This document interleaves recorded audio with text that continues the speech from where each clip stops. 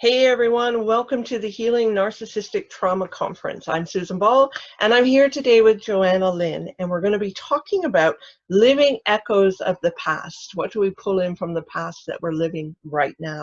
Johanna, welcome. Thank you so much for joining me. Tell the audience a little bit about yourself. Thanks, Susan. It's great to be here with you. So I've been working with this body of work called Inherited Family Trauma for almost 20 years. This concept of we are half our mom and half our dad, and we bring this into our relationships, even the partners we unconsciously pick, how we parent, how we show up in the world. All of this comes from that base initial experience of family.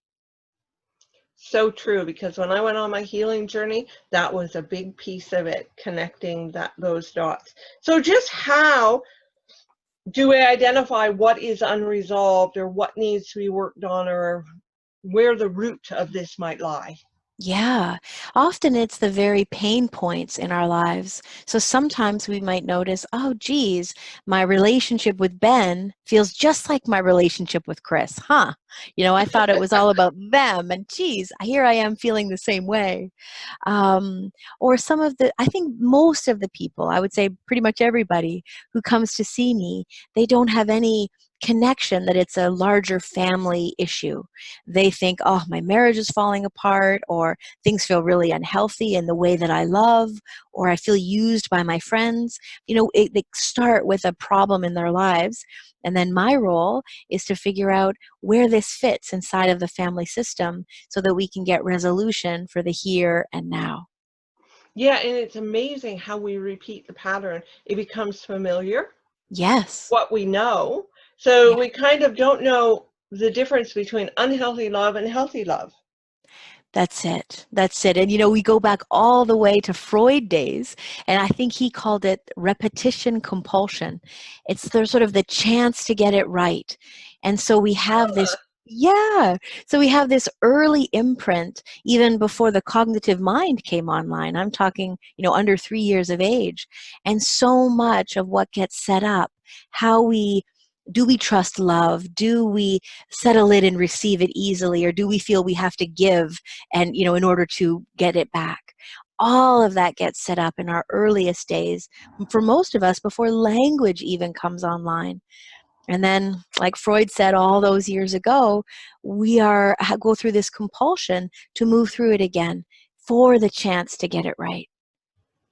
Wow. I didn't Mhm. get it right.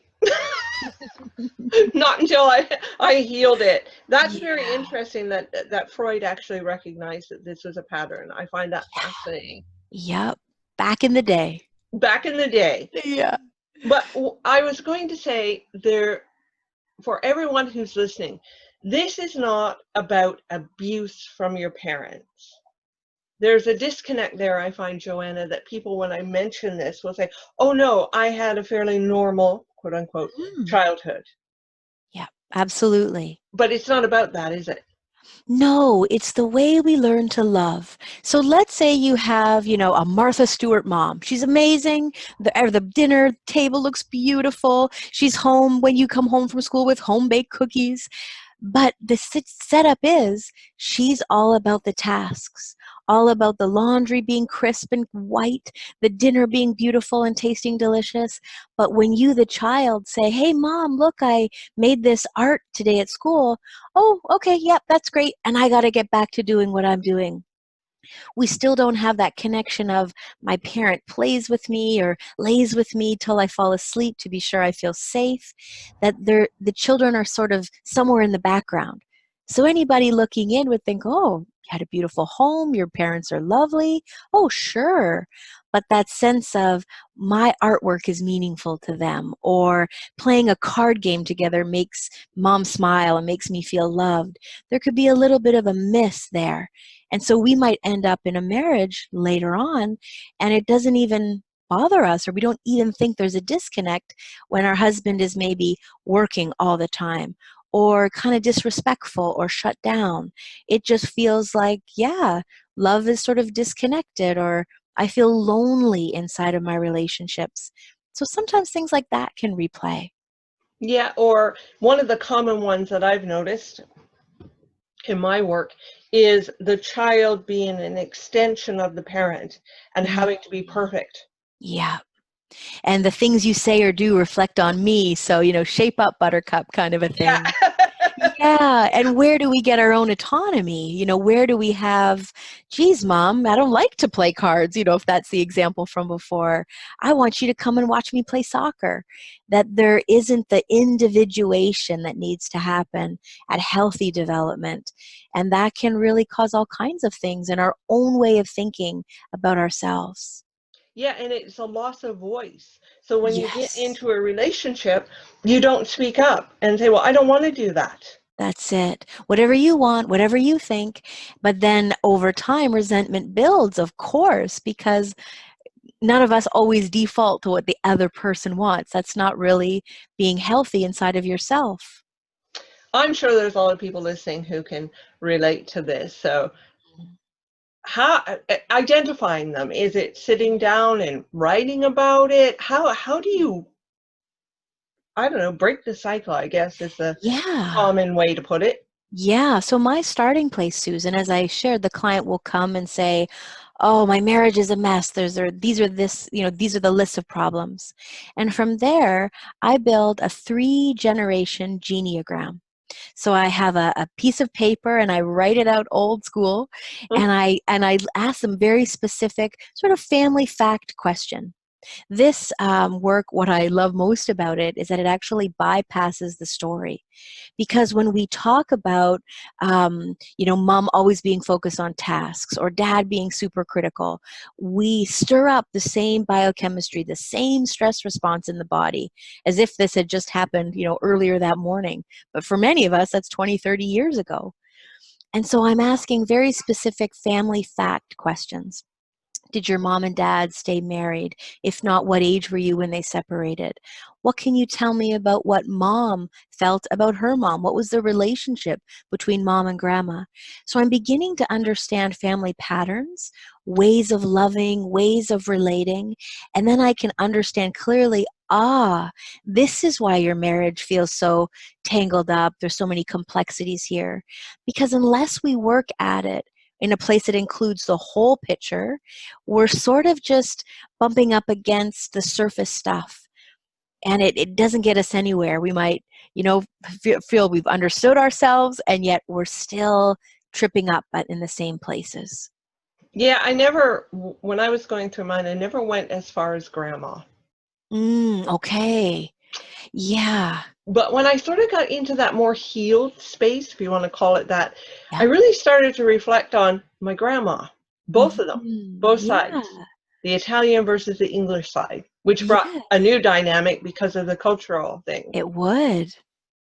And I thought there was a better understanding, especially from my mom, from the Italian side, of where she came from, Yes. where her story started, if you want to put That's it that way. it. That's the essential piece.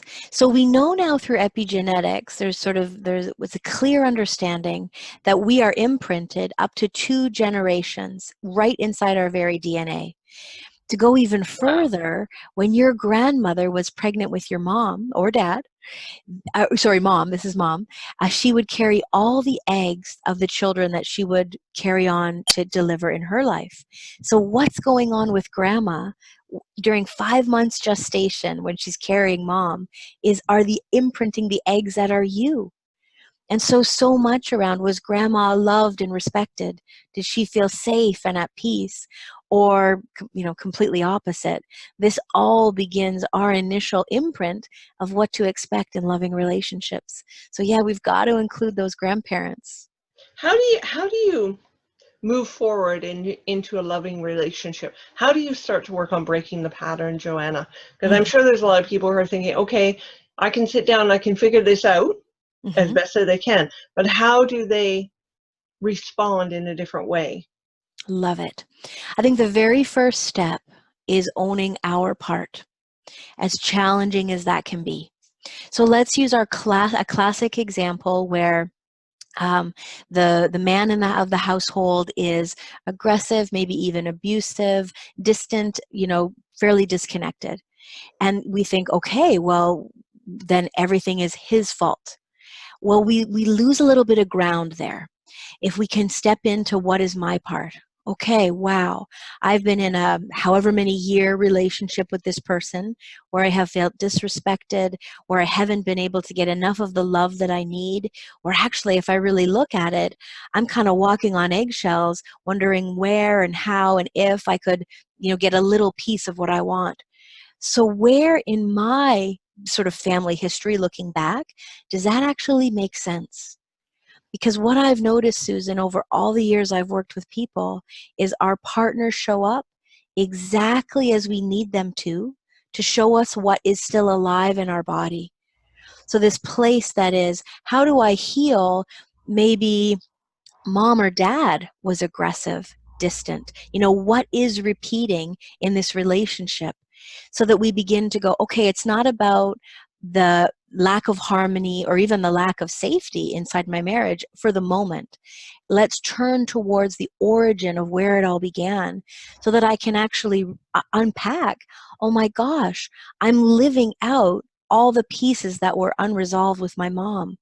Or I'd always rejected my dad. He was so mean to my mom. He was always yelling. I never felt close to him. And that's kind of exactly how I feel in my marriage. Oh, wow. So, we kind of sit down for a minute and go, geez, this is the piece that I've been replicating. Because what I've noticed is when we hold a space of I've been victimized, I've been hurt, while that is very true, there's not a lot of movement towards healing. There's not a lot of movement towards my next relationship will be healthier until we've really looked at our part and healed that place where our love imprint comes from. I love that part because there was a moment, and I loved, when I came out of my fourth relationship, loved my victim, Johanna. Got it. She was my girl. She protected me from everything. I didn't have to be nice to people. I could do all the bad things I wanted to do. I didn't have to take any personal responsibility for anything. Got it. She was awesome. Uh-huh. But she was not healing in Right. any way, shape, or form. And it wasn't until I said, wow, I played a part. Something, somewhere. I'm doing something that I'm repeating and doing the same thing over and over again. That's it. That I recognized, and I took personal responsibility for my feelings of abandonment as a child, and so on. And I could heal that. That's it. Often it stems there. It's that wounded part of us that are making these unconscious decisions of Totally how much, little crumbs we'll settle for in the love department when our heart's desire is to, of course, have that soft place to land, be loved, be respected. That's a human need. Yeah. Yeah. But we're not going to find that if we're not giving it to ourselves.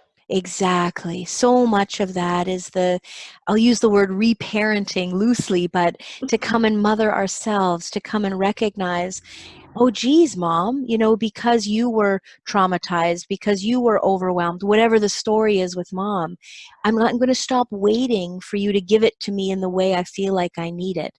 I'm actually going to intentionally give up the fight for what I didn't receive. And my practice, mom, will be to be gentle and loving with myself, whether that's booking a massage or getting out in nature. And every time I do that, it'll be this place where we get to be a little closer, mom, because I'm starting to give to myself all the things I wished had come from you. And then there's no more waiting. We just step into action. Yes, you step into action. And that's the key to it all, that action of looking after you. And one of the things that I went through, and I would ask myself the same question when I was feeling down or confused or hurting or victimy, I would say to myself, or my little girl, whichever way you want to put the scenario for it to work for you, what do you need right now? Yes. What do you need right now? And a lot of times it would be attention, quiet, adventure, to fulfill my curiosity, to play. Right. And the important step, I love that you bring this forward, is to ask the question so that there's the wiser part of you that looks to the hurt part of you that says, would it be your favorite cup of tea? Do I run the bath? Do we just have that quiet time? What is it so that we're not responding from the old reference point and we're creating something different here? Exactly. Mhm. And it's so, when you, and you would know this because you work in this field, it is such a wonderful feeling when you're fulfilling those things for yourself. Oh, yeah. You don't feel needy or less than, or like you're looking for something outside of yourself because you brought Mhm. it all back in. Exactly. And you actually remind me of a lot of the times where these patterns come from is we've learned to love by looking outside of ourselves. So maybe we've got an alcoholic father or a sad and depressed mom. And so us as the 3 to 10-year-old child is sort of looking out at the environment. What do they need to keep everything at an even balance? And so we come out, we don't even have the practice of tuning inward to ask that profound question, what is it that you need right now? We've learned to look outside of ourselves. What does the other person need? Maybe if I can bolster mom up a little bit, I'll get finally what I need. But we miss a key piece of knowing what it is we need in the moment. And then we fall into people pleasing and all the other Oh, things you described. and yes, and looking for happiness outside yourself and so on and so forth, because it's true. When you're growing up, if you're not getting what you need, you look for ways to be better, Yeah, to be nicer, to be a good girl, a good boy, to that's get it. from someone else what it is you need. That's it. And you just go on through life doing that. Mhm. That's it, and we end up asking friends, "Hey, what do you think I should do?" Versus spending 5 minutes with your own in your own quiet space. What's best for me? Oh yeah, that's a hard question. I have, Mm. I can ask women the same question. What do you want? I don't know. What don't you want? Ah, The list is 500 items long. right. Yeah. That's a perfect example. Nobody asks us, what do we want? Yeah, that's it. We've gotta start. Yeah. Yeah. So Yeah. I love this conversation, and just to wrap it up, there is no blame in this. You're not looking to blame because that's a victim-y thing to do. That's it. We're actually looking to understand, to get an understanding of what's behind mom's critical nature. Why is dad so distant? So we can actually step out of taking it personally. And when we can do that, we don't end up living it out again in our next relationships. Yeah, and that's the Yes, no ultimate goal. blame. Mm-hmm. No blame, no blame, no. So tell everyone a little bit about your free gift, Johanna. Yes. So I figure just me being a busy woman, or many of your listeners are likely in that category too, I put together an audio titled "Be Good to Yourself." Oh, I Kind of love it. I figured we'd, touch on this piece of self-care and kind of going inward. A lot of the times we don't realize that if our mom or dad didn't give us the kind of love and care that we needed as a child, we end up being the very last on our own to-do list. So intentionally creating this gift for your audience to just carve out that time. It's not too long of an audio, maybe 15, 20 minutes, to just really come into yourself and feel centered and really build that self-love. I love it because goodness knows we all need more of that self-love, Yeah, we a do. lot more. Johanna, thank you so much for joining me today. And the link to Johanna's gift will be in the email. And I could talk about this topic all day, but we don't have all day. So I will say thank you. Thank you for joining me, and thank you for all of this great information. Oh, such a pleasure, Susan. Thank you for inviting me. Bye for now.